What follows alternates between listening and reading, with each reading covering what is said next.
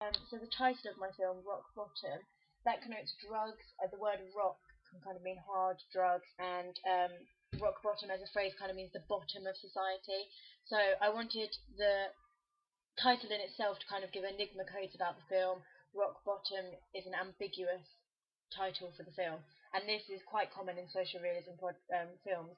As far as where the titles are placed on the opening sequence, they're on top of a setting which is an alleyway. There's a pigeon at the bottom. It connotes inner city areas, which are very common in social realism films. They often tend to focus in the city. Also, the titles fall down to the bottom of the screen randomly. Rock bottom, so they obviously fall down to the bottom of the screen. I felt that was quite fitting, and also the way that they move across the screen kind of connotes that they're kind of a random, messed up kind of life, and that's very common in social realism films. Socially sensitive issues are explored, and people who don't necessarily lead a normal life are represented, and I wanted my titles to represent this.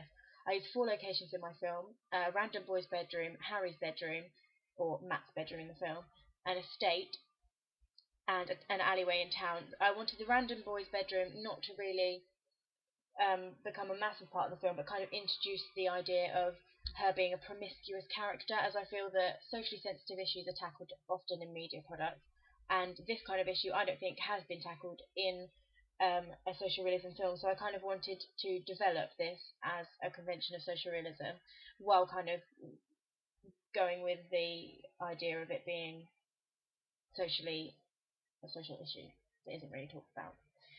Harry's bedroom contrasts from the first bedroom, and I think the first shot where his phone rings is very similar to that of one in This Is England when Sean wakes up, and you can see the desk next to the bed with the photo of his dad. Instead, I've replaced the photo of his dad with a phone. So I think this definitely uses forms and conventions of a real media product, by the phone being the main focus of the shot, but also introducing the first character. I also used an estate. This uses the idea from Kidulthood, where it's filmed completely in a city, and obviously I don't live in a city, but I use an estate in my town to kind of represent that this is where the people live, this is what kind of life they lead, and all the connotations that go with an estate also go with my characters.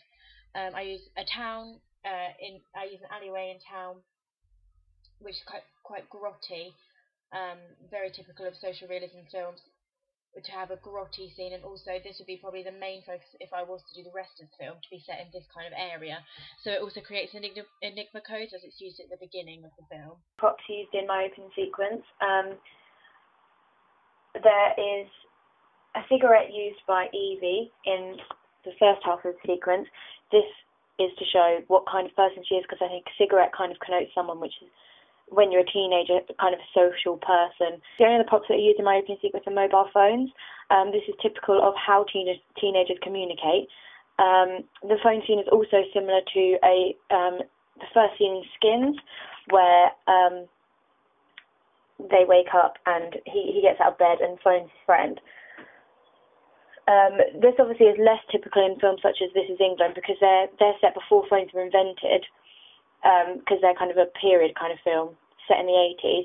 So having phones in it might challenge this convention, but obviously This Is England is only one film. The storyline begins at the beginning of the day, which is quite typical of social realism films.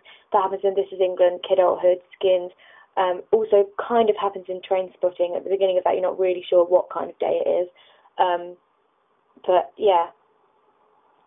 I established the lead characters in the opening sequence, which is definitely a convention of social realism. If you look at the Trainspotting opening sequence, they introduce the characters one by one. Kidulthood, the camera pans around a playground to introduce the different groups of characters. Also in This Is England, Sean is in the opening sequence, and it's just him, so you can tell from the beginning that he's the main character. Also, lots of enigma codes are created in the opening sequence. You don't know who's left her the note. No one knows who Matt is or what's behind the gate before the titles are shown.